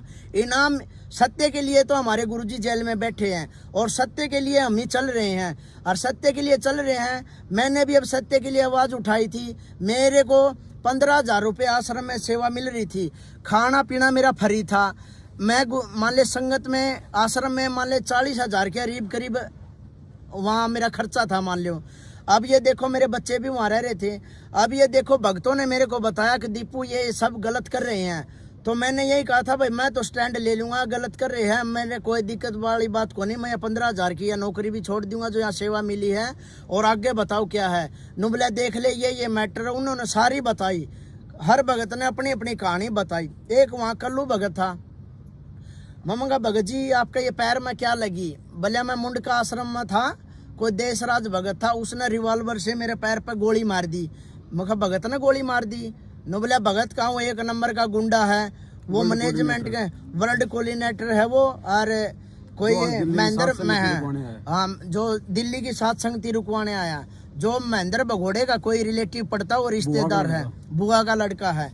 ये सारे रिश्तेदार मिलके गुंडागर्दी करते हैं। फिर मैं कहा भगत जी आपको गोली मारी तो आपने मुकदमा करना चाहिए था। नुबले भगत जी क्या मुकदमा करते, परमात्मा की दया से आश्रम में परमानेंट सेवादार हैं। ये लोग बोले भला गुरुजियों की बेइज्जती हो जाएगी। अरे मैं कहा गुरुजियों की बेइज्जती के, तन दारू थोड़ी बेचनी थी, तेरा गोली मार रखी है पैर में, केस कर तू, भगत गोली थोड़ी मारेगा आश्रम में। नुबले मेरे तो यह मार दी। नुबले भगत जी बस घर से परमानेंट चल के आ रहे हैं, परमात्मा की सेवा में आ रहे हैं। अगर बोले ये हॉस्पिटल में ले गए थे, हॉस्पिटल में ले जाने के बाद में पुलिस, वो हॉस्पिटल वाले बोले ये पुलिस केस है, तो फिर इन्होंने हॉस्पिटल से मेरे को एडमिट नहीं करवाया, इनने जो भी फिर कोई ट्रीटमेंट मेरे को दिलाया वो मेरा आश्रम में किया। फिर मैं समझ गया हम भक्तों को भी गोली मार देते हैं, भले भक्तों को तो पता नहीं क्या क्या कर देते हैं। इतनी माता बहनें हैं जिनके साथ बलात्कार हुआ, भगत भाइयों को गोली मार दी। लठ वाले तो उदाहरण बहुत हैं, लठ तो मन ने भी कई भक्ता का जगत वाले का मार रखे हैं, भक्ता का भी मार दिए है। इनका कहना पे हर तरह की इनने बुराई करवा रखी है। तो भक्तों जागने का मौका है। एक भगत ने और बताया था, भले दीपू मन ने भी परमात्मा से है ना बरवाड़ा आश्रम में सेवा मांगी थी। गुरु जी मैं आपके नज़दीक रहना चाहूँ, परमात्मा दया करो मेरे को गनमैन की सेवा दे दो। तो गुरुजियों ने यही बताया था कि बेटा अगर आपको भगत बनना है तो जाके नाली साफ कर ले, और जोन से ये गनमैन की सेवा ले रहे हैं ना, ये तो मेरा चीचड़ लग रहे हैं, भला मेरा सारा खून पी गए। उस भगत ने कान पकड़ लिए थे, भला गुरुजी मैं तो नाली साफ कर लूँगा, और अपना फिर वो भगत आ गया सत्साहिब करके। तो भगतों देख लो, जो ये गुरुजियों के बाहर को ये गनमैन जो हमें दिख रहे हैं सिक्योरिटी गार्ड है, इन्होंने तो ये देख लो गुरुजियों का अपहरण कर रखा है हैं। और इनसे ये बचना हमें ये लग रहा है हमारे भगत भाई हैं, क्यों किसी गरीब भगत की प्रार्थना नहीं पहुंचती गुरुजियों के पास में, बीच में ही रह जाती है, महीनों चक्कर कटवाते हैं। अभी मेरे को गुरुजियों से प्रार्थना लगाई थी, 60,000 रुपए की मेरे को जरूरत थी, मैंने प्रार्थना लगवा दी। इन्होंने 8 दिन तक मेरा बेवकूफ़ बना के रखा, और मेरे को कोर्ट में 60,000 रुपये भरने थे, 49,200 भरने थे, पर मैंने 60,000 मांगे थे। इन्होंने 8 दिन तक मेरा बेवकूफ़ बनाया। आश्रम के सेवादार जो भी मेरे को मिलता था ये कह रहा था, भले दीपू ये देख व्हाट्सएप पे वो अपना दिखा रहे थे मैसेज, भले 2-2 महीने से हमारी प्रार्थना लगी है, इतने आपसे कम पैसों की लगी है और हमें ज़रूरत है। वो सैलरी सेवादार थे। फिर मैं कहा आपको मिले क्यों नहीं, भले पता नहीं, जवाब ही नहीं देते हैं मुँह से। मैं कहा जवाब तो इन्हें देना चाहिए, आप इनसे थोड़ी मांग रहे हो, आप तो गुरुजियों से मांग रहे हो, गुरुजियों के भगत है, आप तो अपना भगवान पर चाहे कुछ भी मांगो। नो बोले फिर क्या करें, भगत जी मजबूर हैं। फिर मैं कहा मन 60,000 रुपये भले तेरे को मिले तो नहीं गए, मैं कहा मैं तो लेके दिखाऊंगा, परमात्मा का दौर में मेरी प्रार्थना भेज करूँगा, भले ये भेजा को नहीं। तो मन ने कहा मैंने जेल काट रखी है, पहला एप्लीकेशन CGM का लागेगी, फिर सेशन का लागेगी, हाई कोर्ट का भी लगेगी, सुप्रीम कोर्ट लगेगी, और राष्ट्रपति के पास में या प्रार्थना पहुंच के रहोगी, चमना कुकरे पुचाने पड़ो। तो फिर 8 दिन तक धर्मपाल ने मेरा बेवकूफ़ बनाया। देख दीपू मंजू दोरा तेरी प्रार्थना भेज रखी है, फ़ोन मिला के मेरे को दिखा देता, फ़ोन जो मंजू ने बंद नंबर कर रखा है उस नंबर पर फ़ोन कर देता कि देख दीपू मंजू बेटी का नंबर बंद आवा है। मैं कहा मंजू बेटी का जो आपकी बेटी है मैं उसका नंबर बंद कैसे आऊगा, अंतर्राष्ट्रीय सेवा की वह जिम्मेवार सेवादार है, हर एक जिम्मेवार सेवादार ये जिम्मेदार सेवादार यो आश्रम का यो मैन नंबर बंद को नहीं कर सका, क्योंकि इस पर प्रार्थना ज़्यादा हुआ है। भले देख बंद है, फिर भले हम अगर मंजू जवाब दे तो बेबी का दौरा भेज दें, भले किसी तरीके तो भेजा। मैं कहा कोई बात नहीं भगत जी मैं बात करता हूँ। थोड़ी ही देर 8 दिन बाद की बात है, फिर मैंने भगत से एक से बाहर से फ़ोन लिया, मंजू का नंबर लिया। मैं कहा मंजू दीदी का नंबर दे दो, मैंने उससे बात करनी है। फिर मैंने मंजू दीदी से बात की, मंजू दीदी से बात करते मंजू दीदी के पास मैंने प्रार्थना की, पूछी माँ दीदी ऐसे ऐसे आश्रम के जिम्मेवार सेवादारों के मैंने गुरुजियों के पास 60,000 रुपये की प्रार्थना भेजी थी, बहन उसका क्या रहा। भले दीपू क्या प्रार्थना थी। माँ दीदी आपके पास जी प्रार्थना आ रही है तो पूछो क्यों हो, क्या प्रार्थना थी, मैंने लिख के दे रखी है। तो वनोली भाई चल तू दोबारा लिख के बता दे। तो मैं समझ गया इसका तो इन प्रार्थना भेज नहीं रखी, तो मैंने दोबारा फिर भिजवाई लिखवा दी उसका तो प्रार्थना मंजू के पास में। फिर मंजू बोली पहले ये प्रार्थना आपको किसके माध्यम से भेजी थी। मैं कहा धर्मपाल भगजिया को दी थी मैंने। तो भली अच्छा चलो भले ठीक है दीपू मैं करूँ तेरी प्रार्थना। फिर मंजू ने जो प्रार्थना करी, जो इनका सिस्टम है उसके हिसाब से देखा भैया रुकने वाला तो है नहीं, तो मंजू ने 4 घंटे में यस का मैसेज दे दिया प्रार्थना का कि दीपू की प्रार्थना मंजूर हो गई है, 60,000 रुपये वो लेस का है। तो देखो भक्तों 8 दिन तक मेरा धर्मपाल और ने बेवकूफ़ बनाई रखा, और फिर मंजू के पास फ़ोन करते 4 घंटे में मेरी प्रार्थना हो गई है। ये देखो इनका ये कैसे जाल है। जितने भी वहाँ सैलरी सेवादार है, अगर उनकी प्रार्थना गुरुजियों से कुछ पैसे या लेने की है या उनका कुछ दिक्कत हो जाती है, उस प्रार्थना के लिए 2-2 महीने के लिए चक्कर मरवा देते हैं। लेकिन एक भगत छोटी मोटी बात पर अगर अपनी भगतमती को थप्पड़ मार देता है ना, तो उसकी 5 मिनट के अंदर गुरुजियों से प्रार्थना लग जाती है और उसका जोड़ा जिंट्री तेरी नो एंट्री होगी तने भगतमती का मारे उनकी नो एंट्री कर देते हैं। तो भक्तों ये देखो, इन जब अपना कांटा निकालना हो तब तो इन ये प्रार्थना 5 मिनट में हो जाए। और किसी भगत भाई को कुछ अड़चन होती है तो प्रार्थना 2-2, 3-3 महीने तक भगत जवाब मांगता मांगता थक जाता है, लेकिन ये लोग अपनी बकवास करना बंद नहीं करते। तो भक्तों अभी आपसे मान ले फिर हाथ जोड़ के प्रार्थना है, जितना भी हो सके सत्सेवकों का वीडियो देखा करो, सत्संगति में भाई बहनों के जो वीडियो आते हैं, मैसेज आते हैं, ज़्यादा से ज़्यादा देखा करो। आपको हर बात का पता है भाई, मैनेजमेंट से मेरे को पता है आप लोग कितने दुखी है। हरियाणा से कितने भक्तों के मेरे पास फोन आते हैं, दीपू ये बन रही है। और मैंने उनको यही कहा है भाई, अगर सत्य का मार्ग से जुड़े हो तो परमात्मा की दया से सत्य भी तो बोलना सीखो। ना तो तुम्हें सत्य का पता और ना तुम्हें साहिब का पता नहीं इस भक्ति मार्ग में तुम आ क्यों गए हैं। अगर आप सतलोक भी जाओगे शरीर तो छोड़ना पड़ेगा, तो इनसे डरना कैसे है। इन लोगों ने क्या है आगे अड़ा के मेरे को भी मिसयूज कर दिया, ये मेरे को आगे कर दिया। चलो ठीक है, परमात्मा ने मेरे को तो अपने पाले में ले लिया भाई, मैं सत्सेवकों से जुड़ गया हूँ। लेकिन आपका क्या हुआ भक्तों, आपके लिए तो आवाज उठाई थी और आप ही अब पीछे हट रहे हो। पता आपको सब कुछ है भाई, मैनेजमेंट गलत कर रहा है, गुरुजियों के जो रिश्तेदार हैं ये सब गलत कर रहे हैं, कोई किसी का नहीं है। मंजू के पास कोई घर पे प्रार्थना लेके जाता है तो उसको मंजू जवाब देती है, भाई पानी में रह के मगर मस्त बैर ना करे, तने मरवा के फेंक देंगे, तू अपनी भक्ति कर ले। तो फिर भगत जाओ कि न प्रार्थना लेके, जेल के अंदर किसी माध्यम से प्रार्थना भेज नहीं देते। जेल प्रशासन भी इन्हें खरीद रखा है, चारों तरफ से इन्हीं के हवलदार खड़े हैं, गुरुजियों के पास प्रार्थना नहीं जाती। मैंने भी कई सारे प्रयास कर लिए गुरुजियों के पास प्रार्थना भेजूं, लेकिन निकम्मों ने इतना टाइट माहौल कर रखा है, सारे तरफ से अपनी डी बना दी इन्होंने। जेल में भी गुरुजियों के पास कुछ मैसेज जाता ही नहीं है। अब जब गुरुजियों ने बोला भाई भगत दीपू की नो एंट्री कर दी है और निकम्मे को गेट से बाहर बिठा दो, इसको कुछ भी देने की जरूरत नहीं है, तो मैं मेरे गुरुजियों का आदेश पे मैं गेट के बाहर बैठ गया। भक्तों मेरी नो एंट्री होती है, मैं ठीक है। मेरे गुरुजियों ने ये बोला है भाई दीपू की नो एंट्री होगी है और इसको निकम्मों को गेट से बाहर बिठा दो, तो मैं गेट से बाहर बैठ गया। उसके बाद में भक्तों भूखा तिसाया मैं 8 या 9 घंटे गेट से बाहर बैठा रहा। उसके बाद में मैनेजमेंट वाले आते हैं, मेरे सामने हाथ जोड़ते हैं, दीपू गलती बन गई है, ऐसा कर तू आश्रम के अंदर चल। भक्तों ये बताओ, जब गुरुजियों ने नो एंट्री करी है तो मैनेजमेंट वालों का क्या महत्व बनता है भाई, मेरे को अंदर बुलाएं वो हैं। फिर उनको पता है मैनेजमेंट वालों की ये नहीं मान रहा भाई, अब यही कह रहा है भाई मैं गुरुजियों का आदेश मानूंगा तभी अंदर जाऊंगा, पहले मेरी माफी होगी। फिर मेरी एक 7 रोड की लीलम बहन है, मैनेजमेंट वालों ने उसका फ़ोन करवाया, जिससे 3-4 महीने से मेरी बातें बंद हो रही थी। मैनेजमेंट वालों ने फ़ोन करवा के लीलम बहन ने, जो मैं जिसको अपनी माँ से भी बढ़कर मानता हूँ, उस लीलम बहन ने मेरे ऊपर दबाव दिया, भाई तू गेट के आगे से उठ ले। मैं कहा बहन गुरुजियों ने एंट्री करी है और गुरुजियों ने वाणी भी बोल रखी है भाई, जो गुरु वचन पर डट के कट के फंद 84 के। और फिर गुरुजी ने कहा द्वार धनी का पड़ा रहा धक्के धनी के खा, 100 काल जक जोड़ी पर द्वार छोड़ के ना जा। मैं कहा जब मेरे गुरुजी ने गेट तक बाहर बैठने की कहा है, मेरे घर जाने की तो कहा मैं तो यहाँ जब बैठा हूँ।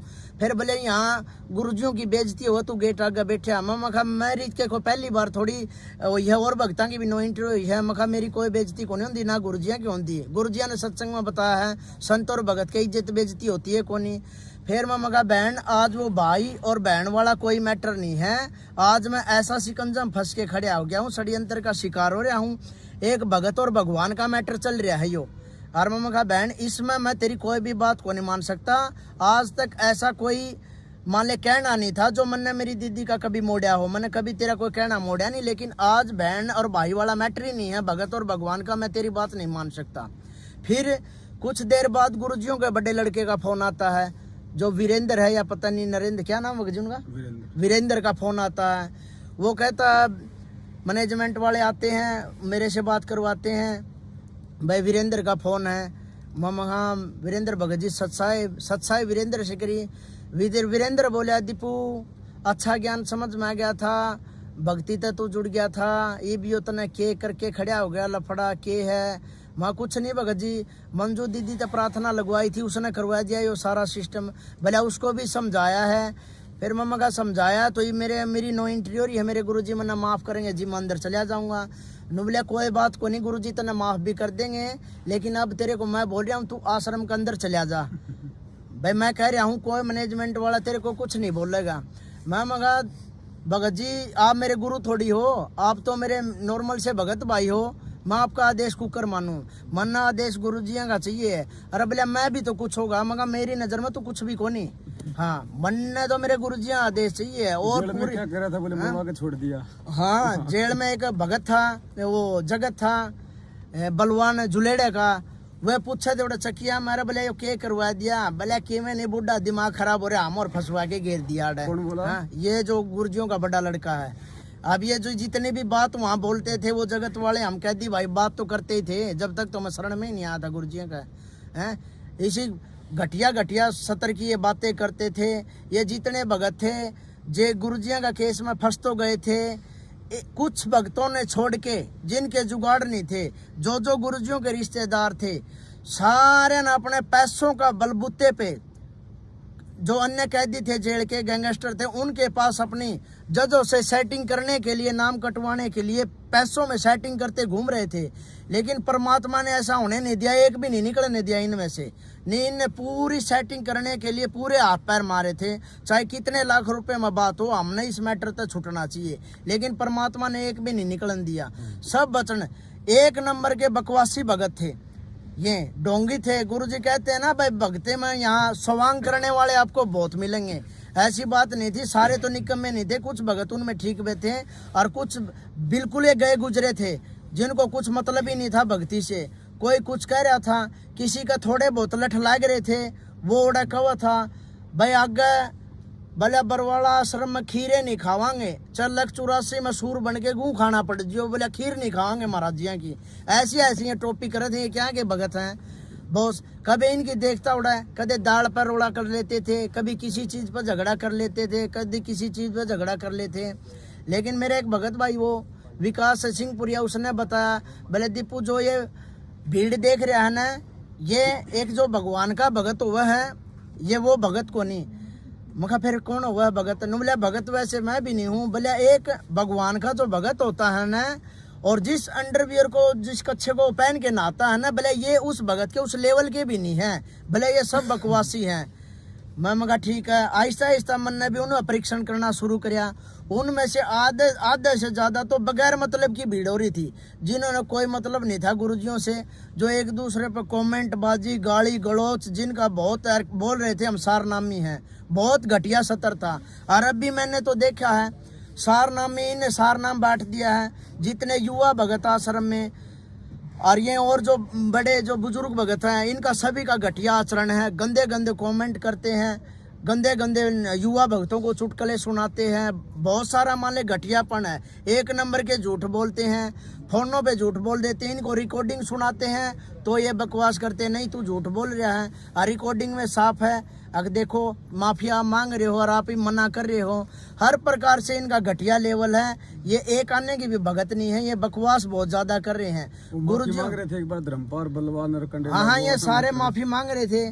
ये बलवान था, ये मास्टर जी जो बालक गांव का है, इन्होंने मेरे से पहले तो गलती करी, और गलती के ऊपर मैंने जब इनको स्टैंड लिया धमकाया तो फिर उन्होंने फ़ोन पे मेरे से माफ़ी मांगी, जो मेरे पे बकायदा अब भी रिकॉर्डिंग पड़ी है। जो मैनेजमेंट का मुख्य सदस्य भी माना जाता है, वो भी कोई ना कोई पद है उसका वहाँ पर। और फिर उन्होंने मेरी मीटिंग के अंदर मेरे को बुलाया, तो मीटिंग के अंदर उन्होंने सभी ने अपनी अपनी गलती पूछी, मैंने सभी की गलती बताई, तेरी ये गलती है, तेरी ये गलती है। जब उस मास्टर जियों का नंबर आया तो वो धर्मपाल बोले मास्टर की क्या गलती है? मास्टर जियों ने जो गलती की थी ना, इन्होंने माफ़ी मांग ली है। तो मास्टर जी मीटिंग के अंदर साफ तौर पे मना कर गया, मैंने इससे कोई माफ़ी नहीं मांगी है, ये झूठ बोल रहा है। मामा का झूठ कहाँ बोल रहा हूँ भगत जी? मामा का झूठ तो आप बोल रहे हो। एक तो उम्र के हिसाब से आपका याद नहीं रहता हो, अकबर मन्ना कोई बात कही है फ़ोन पर दीपू तो मेरा याद को नहीं। एक आप जानबूझ के बोली बूझ मेरे को बना रहे हो। तो भगत जी ने बोला नहीं आप पे क्या प्रूफ है? तो मीटिंग के अंदर मैंने वो बाकायदा रिकॉर्डिंग सुना दी, जिस रिकॉर्डिंग में बलवान मास्टर ने मेरे से माफ़ी मांगी है। उसके बाद में कुछ भक्तों के मेरे पास फ़ोन भी आए, दीपू ऐसा क्या मैटर कर दिया जो बड़े बड़े भगत तेरे से माफ़ी मांग रहे हैं, वहाँ गलती कर रहे हैं बड़े बड़े, ये उम्र में बड़े ही न बेरा तो गदी का भी कोनी क्या का नहीं बेरा ही न तो हैं सारे एक नंबर के झूठे हैं ये चोर हैं फालतू में पेट्रोल फूका गाड़ियां का ही न कुछ मतलब कोनी और फिर झूठ बोल रहे हैं। फिर ये नुको अब भी हमें मीटिंग के अंदर बैठे हैं बोले अब भी हमें तेरे पे विश्वास नहीं है। मीटिंग के अंदर बैठे थे माँ क्या विश्वास नहीं है बोले ये तेरा फोन दे बोले अब भी तूने फोन रिकॉर्डिंग पे लगा रखा होगा। फिर मम्मा का भगत भाई बैठे हैं कोई आप यार दारू थोड़ी बेचा है परमात्मा की चर्चा कर रहा हूँ दे रिकॉर्डिंग तेरे दिक्कत के डर किस बात का है बोले नहीं तेरे ऊपर विश्वास नहीं है। फिर मगा विश्वास तो तू भगवान पे करे मेरे पे क्यों करे है बोले नहीं ये फोन दे मगा फोन मेरा है मेरी इजाजत के बगैर फोन का हाथ ना लगाइए। तो भक्तों उन्होंने फोन का हाथ नहीं लगाया। उसके बाद में भक्तों इन जो भी मेरे साथ अत्याचार इन्होंने करने थे वो सभी इन्हें कर लिए हैं। नो एंट्री मेरी कर दी है। नो एंट्री के बाद इन मैं बाहर भी काट दिया हूँ। अब उसके बाद में इन्होंने मेरा ठगी का पर्चा निकाल दिया है। मैं मेरे सातरोड़ गांव में गया था। एक मेरा संदीप है भगत भाई जिनसे अक्सर मेरा आना जाना रहता था। कभी कभार मेरी भगतमती अपने घर पे चली जाती थी तो हो सकता था मैं भंडारा भी उनके घर करूं। तो मेरा इतना प्रेम था उनके साथ में मैं उनसे वैसे ही मिलने गया। तो वैसे मिलने का किसी भगत के घर पे जाऊंगा तो वो चर्चा भी करेगा कुछ क्वेश्चन भी करेगा मेरे को उनका जवाब भी देना पड़ेगा।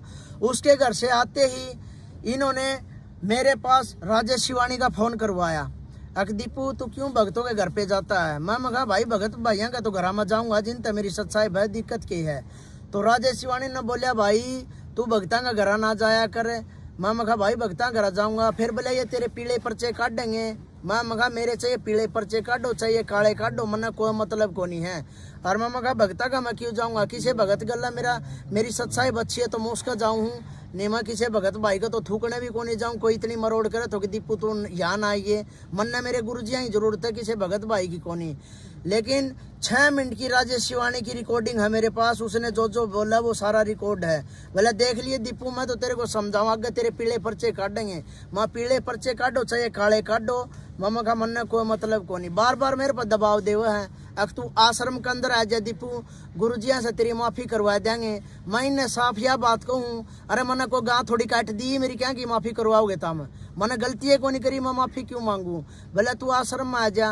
मैं कहा ना तो किसी नामदान सेंटर पाऊँ और ना किसी आश्रम में आऊँ जब तक मेरे गुरुजी जेल से बाहर आके कहीं पृथ्वी पे आके आसन ग्रहण नहीं करते ना इतने जीते जी दीपू कभी नहीं आऊगा।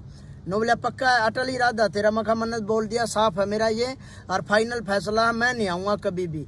अब ये बार बार मेरे पर दबाव दे रहे। बोले छोटी प्रार्थना दे दे लिखिए। मामा का प्रार्थना में लिखित में देता है कोनी गुरुजी ने बोल रखा है अगर आप जोत का दंडवत प्रणाम करोगे वो भी मैंने सब सुना है तो मैं मेरी जोत का दंडवत प्रणाम करूँ हूँ और मैं मेरे गुरुजी पर मेरी माफ़ी मांगू हूँ। आगे अगर मैं कहीं पर गलत हूँगा तो गुरुजी इतने भक्तों के घर पर जाके प्रकट होकर गुरुजी कुछ ना कुछ बोलते हैं। मैं अपनी गुरुजी मेरे पास आऊँगे मैं अपनी समय याचना कर लूँगा गुरुजियों से गुरुजी मेरे से गलती बन गई क्या मैटर है गुरुजी मेरे को अपने आप समझा देंगे। लेकिन मैं तुम्हें झूठों के बीच में मैं नहीं आऊँगा। मेरे गुरुजियों ने मेरे को ज्ञान दे रखा है। मैं तो मेरे घर पे मेरे पाछू यज्ञ करूँगा मेरे गुरुजियों को भोग लगाऊंगा मेरे घर को ही मिनी सतलोक बनाने की पूरी कोशिश करूंगा गुरुजियों की मर्यादा में रहते हुए। लेकिन मैं तुम झूठे गुंडे बदमाश चोर बलात्कारी हर प्रकार की क्वालिटी तुम्हारे अंदर है मैं तुम्हारे बीच में नहीं आऊँगा। मैंने तो मेरे जैसे भगत भाई चाहिए हैं जो साफ सुथरे है पाक है। छोटी मोटियाँ कमियाँ सभी के अंदर है लेकिन तुम्हारे जैसी बड़ी बड़ी कमियाँ सत्सेवकों में नहीं है। तुम्हारे अंदर तो कितने देख लो जो मोटे मोटे पदों पर बैठे हैं बलात्कारी भी भगत है और भले इतना एक नंबर का ये तो भगत है चोर भी भगत है ठग भी भगत है आश्रम का सामान बेचने वाला भी भगत है। हर प्रकार के जो चोरी डकैती जो भी निकम्मे काम करते हैं वो सारे भगत है। लेकिन जो मर्यादा में कोई रहता है वो भगत नहीं है। भक्तों परमात्मा की दया से बार बार आपको यही बता रहे हैं सत सेवकों से जुड़ने की कोशिश करो। ये भाई भगत भाई और बहनें इनका बहुत अच्छा आचरण है और परमात्मा को भोग लगाते हैं। आगे आने वाले समय में परमात्मा का इसी तरह से हर घर में परमात्मा की सत्संगति होगी और परमात्मा का इसी तरीके से भोग लगेगा। 6 या 7 साल के अंदर हरियाणा सतलोक आश्रम मैनेजमेंट का यह बुरा हाल है जो मेरे को देखने को मिला है। लठबाज गाली गलोच बहनों के साथ में बलात्कार, चोरी जारी, सब रिश्वतखोरी इनके अंदर सब वो है। परमात्मा कभी तो अब ये देखो पुलिस का सहारा लेने लग गए हैं, लेकिन भक्तों परमात्मा ने तो यही बताया है भाई अपना यहाँ कोई नहीं है। आज देखो इन्होंने जो आर्य समाजी हमारे साथ बर्ताव कर रहे थे, आज सत्सेवकों के साथ में हरियाणा आश्रम के जो ये मैनेजमेंट वाले हैं सतलोक आश्रम के, ये कर रहे हैं। भगत भाइयों को पीट रहे हैं, बहनों को पीट रहे हैं, बहनों को ऐसी गंदी गंदी गालियां देते हैं, शराब पी पी के ये आते हैं और भक्तों को लठ मारते हैं। क्या हमारे गुरुजियों ने यही सिखाया है क्या? भक्तों आप तो मेरे से बहुत पहले जुड़े हैं, 7 साल हो गए मेरे को हमारे गुरुजियों के सत्संग सुनते हुए। हमारे गुरुजियों ने कभी भी ऐसी शिक्षा नहीं दी है अब मेरा भगत कोई गाली गलौज करेगा या मेरा भगत कोई लठ मारेगा। आप तुम्ही ने तो बताया है कोई भी कांड होता है, कोई भी झगड़ा होता है, गुरुजी तुम्हें एक बात बोलते हैं, गेट पर ताला और हाथ में माला। तो ये आश्रम में बम कौन पड़वा हुआ है? ये सब फर्जी महेंद्र भगोड़ा के आदेश है। गुरुजी ऐसा कोई आदेश नहीं देते। मैंने तो आज तक गुरुजियों का आशीर्वाद भी नहीं लिया है। जो कुछ भी आपने ही बताया है, जो पुराने भगत है, जो सेवक हैं, उन्हीं ने बताया है। कुछ बहनों ने मेरे को बताया है कि दीपू ऐसे होता था आश्रम में, कुछ पुराने भक्तों ने मेरे को बताया है और गुरुजियों का मैंने ज्ञान सुना है। आज तक मैंने तो गुरुजियों से आशीर्वाद भी नहीं लिया है। जो कुछ भी बताया तुमने ही बताया है और मैंने तुम्हारी बात पे स्टैंड लिया है और तुम्हारी बात पे स्टैंड लिया है। जब मैं सत्य के मार्ग में चला हूँ, जो इनाम मेरे गुरुजियों को मिले हैं आज वो हमें सत्सेव को भी सभी को मिल रहे हैं, दीपू को भी वही इनाम मिला है। तो भक्तों परमात्मा की दया से दीपू भगत जी आपसे हाथ जोड़ के प्रार्थना कर रहे हैं। मेरे सभी भाई भगत बहनों और भाइयों से हाथ जोड़ के प्रार्थना है, जितना भी हो सके साथ संगति वालों के वीडियो देखो और परमात्मा की दया से साथ संगति से जुड़ने की कोशिश करो। आज के इस साथ संगति में दीपू पहली बार आया है, जहां लुधियाना की साथ संगति थी। मुझे यहां आने के बाद बहुत अच्छा महसूस हुआ है और परमात्मा की दया से आज जो मैं वीडियो में जो भी बोल रहा हूं वो मुझे आज खुद को भी ऐसा लग रहा है भाई जैसे कई सारी बातें रह गई है जो आपके सामने पेश करनी थी, लेकिन परमात्मा की दया से आज मैं बोलने में थोड़ा बहुत हिचकिचा रहा हूँ। कुछ पॉइंट जो मैंने बोलने थे वो मेरे से बोले नहीं गए हैं। परमात्मा की दया से आगे से संघर्ष जारी रहेगा और आगे अच्छी तरह से जो जो सच्चाई होगी आश्रमों की, इन भक्तों की जो भक्तों को स्वांग किए हुए हैं, इनकी सारी सच्चाई आपके सामने उजागर करूंगा, जिसका परिणाम मेरी मृत्यु तक भी हो सकता है। लेकिन मैं मेरे भगत भाइयों को जगाने के लिए अपनी कुर्बानी देने के लिए तैयार हूं। परमात्मा की दया से जितने भी मेरे भगत भाई हैं सभी को सच्चाई से परिचित कराऊंगा और इन घटिया गुंडे और बदमाशों से और इनकी सारी हरकतें मैं आपको बताऊंगा। ऐसा सतलोक आश्रम मैनेजमेंट का कोई भी गुंडा या बदमाश ऐसा नहीं है कि कोई बंदी छोड़ सतगुरुदेव रामपाल जी महाराज का भगत को कोई डरा सके या धमका सके। अगर कोई भगत परमात्मा का भगत है तो वो बिल्कुल नहीं डरेगा, और वैसे डरने वाले बहुत है लेकिन वो भक्तों की गिनती में भी नहीं आते हैं। तो परमात्मा की दया से भक्तों आज दास सिर्फ इतना ही बोलेगा। आगे परमात्मा की दया से आज मैं थोड़ा पहली बार कैमरे के सामने आया हूँ, थोड़ा हिचकिचा रहा हूँ, लेकिन आगे वाली वीडियो में आपको साफ तौर पर इनकी सारी सच्चाई बताऊंगा। जो अभी तक जो मेरे पास और भी पेंडिंग बातें हैं, जो प्रूफ है, हर प्रकार की मैं आपके सामने पेश करूंगा। सत साहिब छोड़ सतगुरु रामपाल जी भगवान सच्चाई। भाई और बहनों, दया परमपिता परमात्मा की। भाई और बहन अपने भाई बहनों के लिए देखो ये ठंडा ले आए हैं, रात्रि का समय है, कितनी सेवा कर रहे हैं परमात्मा के बच्चों की, क्योंकि इनको पता है कि ये पृथ्वी के ये असली योगिक हैं, ये असली साधक हैं और इनकी जितनी सेवा की जाए उतना ही कम है, क्योंकि ये ज्ञान समझ चुके हैं परमपिता परमेश्वर जी का। तो पुण्यात्माओं, आज आपको दीपक भाई ने बहुत सारी बातें बताई हैं और ये मैं भी मानता हूँ कि आज ये पहली बार जो है ये लाइव आ रहे हैं। हालांकि लाइव नहीं, हम लोग ये वीडियो बना रहे हैं, बाद में हम इसको लाइव चलाएंगे। तो पहली बार में थोड़ा सा मतलब आदमी के अंदर थोड़ी सी हिचकिचाहट होती है, लेकिन आप जी रोजाना 8:30 बजे लाइव जुड़े। दास का जो फेसबुक पेज है पवन दास इज लाइव, फेसबुक पे जाएंगे आप, अंग्रेजी में लिखेंगे पवन दास इज लाइव, दास का फेसबुक पेज आ जाएगा, आप उसको फॉलो करें। रोजाना रात्रि 8:30 बजे, हम दिन में भी लाइव आने का प्रयास करेंगे बीच बीच में, लेकिन रात्रि 8:30 बजे अब हम रोजाना लाइव आने का प्रयास करेंगे।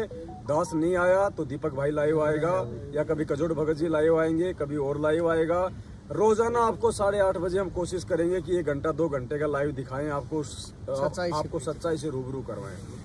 बहुत सारी बातें हैं जो ये आज आपको नहीं बता पाए हैं। ऐसे ऐसे किस्से हैं जो गुरुजी के साथ में जो घटनाएं घटित हुई हैं, उससे आपका विश्वास भी बढ़ेगा, उससे आपको हकीकत का भी मालूम पड़ेगा। जैसे कि आपको दीपक भाई ने बताया कि गुरुदेव का जो बड़ा लड़का वीरेंद्र जो कि जेल में है, हालांकि अब हो सकता है जमानत करा के वो बाहर होगा अभी शायद। जब उसके पड़ने लगे लठ, तो जो जगत वाले उसके साथ में थे चक्की में, तो जगत वालों को कह रहा था कि इस बुड्ढे ने तो हमारा जीवन बर्बाद कर दिया, गुरुजी के लिए कि इस बुड्ढे ने तो हमारा जीवन बर्बाद कर दिया, फालतू में माना है अड़े लाके पटक दिया। और 2006 वो अखबार की कटिंग आज भी रखी है हमारे पास, तारीख पर जब करोता कांड हुआ था 2006 में, ये मनोज, ये वीरेंद्र, ये गुरुजी की पत्नी, ये उनके अखबारों में स्टेटमेंट आए थे कि हमारे को मुंह दिखाने के लायक नहीं छोड़ा इसने, ये बन गया मोटा। आज ये तुम्हारे लिए ब्रह्मा विष्णु महेश बन रहे हैं, सिर्फ तुम्हारी अज्ञानता के चलते, तुम्हारी नालायकी के चलते। तुम लाल और लालड़ी की पहचान नहीं कर पा रहे, और ये लाल और लालड़ी की पहचान करवाने के लिए परमात्मा ने ज्ञान दिया है, 7 संगतियां दी हैं। इस भक्ति मार्ग में गुरु जी का सबसे बड़ा कोई दुश्मन है, सबसे बड़ा कोई रोड़ा है तो उनका परिवार है। ये बेटा बेटी, भाई बंधु, रिश्तेदार, जमाई और इनके चमचे, ये स्टेट कोऑर्डिनेटर, ये नामदान संचालक, सबसे बड़े बाधक, सबसे बड़े दुश्मन है ये परमात्मा के। और जो जो व्यक्ति इनकी संगति करेगा, इनका साथ देगा, वो भी परमात्मा को उतना ही बड़ा जो वो शत्रु की जो है वो गिनती में आएगा।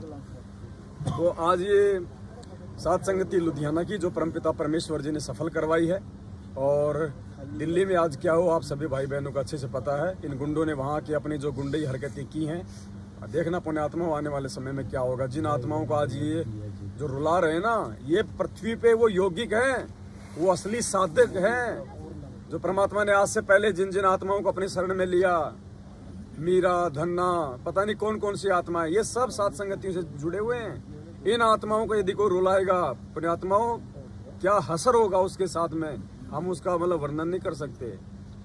ये लोग अपने पतन की तरफ जा रहे हैं, और तुम भी मरोगे इनके पीछे बेवजह। नोट कर लो, अगर समय रहते तुम लोगों ने इनका साथ नहीं छोड़ा, इनकी कुसंगति नहीं छोड़ी, तुम्हारी भी वो दुर्गति होगी जो सुखदेव की हुई थी। तो भाई बहन बैठे हुए हैं, और कोई भाई बहन कुछ बोलना चाहे, कुछ बताना चाहे परमात्मा की दया से?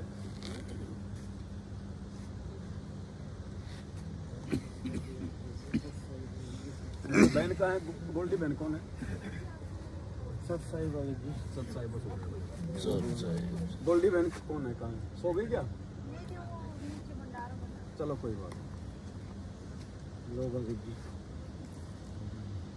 चलो ठीक है पुण्यात्मा, आज का ये वीडियो हम यहीं पे समाप्त करते हैं।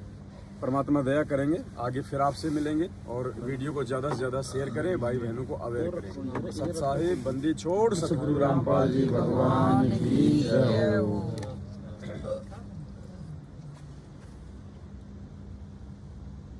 लाइव आएंगे, जो सारी बात तो अभी पेंडिंग रहेगी, वो तो